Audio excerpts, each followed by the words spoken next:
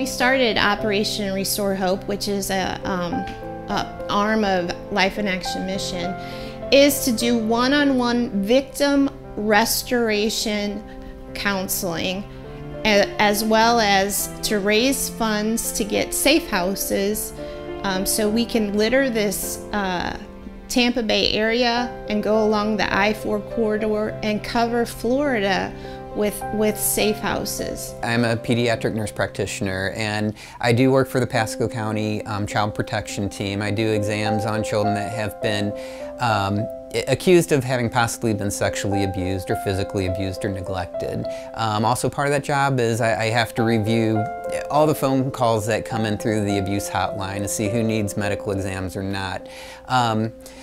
You know, as you go through there, human trafficking pops up. It may not be labeled that way by the state, but you see, you know, children that have been prostituted out by their parents for drug money.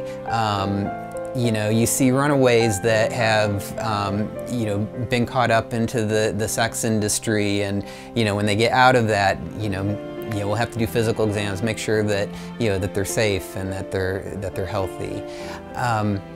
And then in my personal job, my everyday job is in a pediatric office. Again, it's just about bringing education to parents, you know, and to teenagers especially, and young adolescents, to learn online safety and to be aware of things that they may be doing that may be putting themselves at risk for human trafficking. Our goal is to go beyond rehabilitation, to go beyond the renewal process, and to go beyond the refreshing process of just getting out of that situation, and to go for complete restoration. The same concept has to be applied to someone who's coming off of being victimized, sometimes 10 to 20 times a day on average, and then how are they supposed to go from that and have that wall built up around them to being a functioning person in society? So we think Jesus has to be a part of it. It has to be the #1 focus. And the verse that comes to mind that is our key verse for our project and for our movement and for this ministry as a whole is James 1:27. Real religion, the kind that passes muster before God the Father, is this: reach out to the homeless and loveless in their plight, and guard against corruption from the godless world.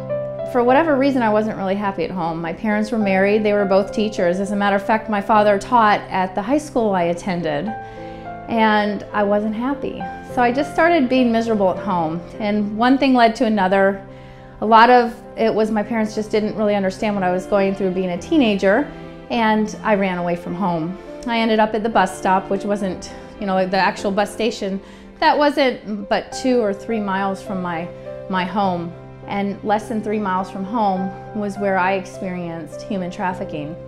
I was 16 years old, and I had met a lot of people at the bus station. I was among a bunch of people who didn't really have a home.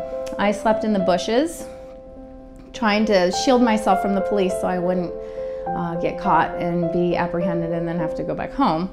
And some girls befriended me, and they started to take me to these different bars and even some rooms upstairs from bars where there were men, and they would tell me about things that they would do for these men to get taxi rides and money and food on the table. And they were basically trying to lure me into what they were doing, and it was human trafficking. I had no idea at the time what was going on. I thought, they're my friends and they're really just probably trying to help me.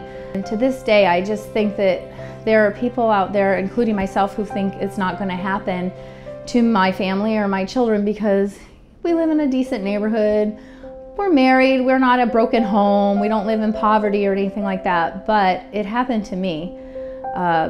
A straight A student of 2 well-to-do teachers, it happened to me, which means it can happen to anybody's child. And runaways are as common before when I was growing up as they are today. And that seems to be a place where people really are vulnerable to becoming trafficked. And I always thought it was different races, different people from different countries. How could it happen to a white girl like me?